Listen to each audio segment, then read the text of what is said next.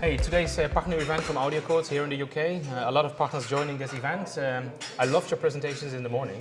It talks about market trends, market segmentation. So what are your thoughts about it? Yeah, real pleasure to be here.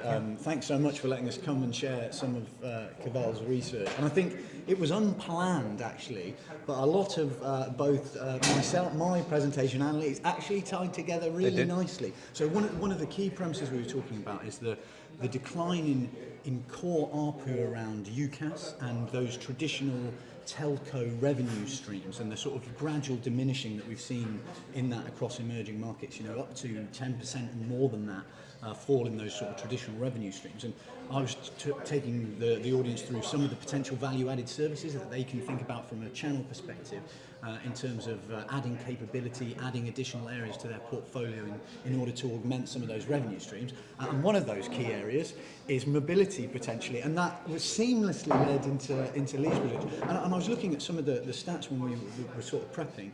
We did some enterprise-focused research, and we asked UK businesses, what are your sort of strategic goals for communications? And nearly a fifth of them highlighted greater integration between fixed and mobile communications as a top 3 strategic priority. So that's a fifth of businesses in the UK that really focusing on trying to better align fixed and mobile communications. Yes. What are your thoughts about this today? Again, great event. Thanks for inviting us. I think events like this are key to get us together. We learn things from great minds like Patrick at Cavell, but also from our point of view, it's talking to partners. And as we've said, it's all around revenue. That's what we were talking about. Accidentally, we were both talking about how to increase revenue. Yeah. We're in a world where a lot of our partners, your partners and their customers are looking at PSTN and mobile. And let's be honest, from a reseller point of view, it's commoditized, the revenue's dropping. We are at the point now where value-added services do include mobile and that converged solution and bringing it together. So I think what we've discovered is that mobility, FMC, converged mobile, what do you want to call it, is now becoming the default endpoint. But one of the key things that we touched on earlier is how do you make that? How do you automate that for scaling? And I think that's where you guys have got that. With live platform now, you automatically allowing the provisioning of our service, which is an eSIM. So a customer goes in or a partner goes in and says, I want a number, I want a calling plan, I want an endpoint. And that's where we're going to get to this business with scale. So I think the approach that you guys are taking with live platform is really going to help the partners to drive scale. And that's what it's about. It's scale and increasing recurring revenue.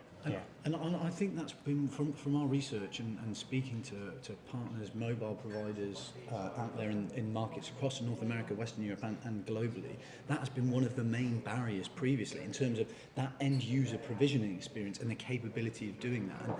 And I think there's a huge scope for traction in, as you said, mobile UC, FMC, whatever we want to call it as an industry. There's huge scope for traction there if we can sort out that experience across deployment and really amplify that for end users so that they can make the most of the device that is most utilized and most familiar to all of us, which is your mobile phone. And it's applicable across all market sectors. I think traditionally people are looking at the enterprise, but increasingly I think mobility is becoming more and more important in the SMB. For a small business, they want a platform that just allows them to go in. So, right, I need a number for Roy, I need a calling plan for Roy, I need an auto attendant, I can set that up.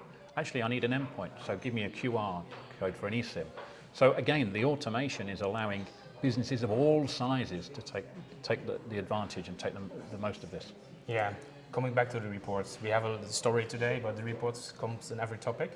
So thank you for those reports as well from our side. But if you look to the reports, where I would like to focus on is AI. Everybody from our customers, our joint customers, are talking about AI, CX, but also the SMB market that is an untapped market. I might use the exact words in your report, sorry for that.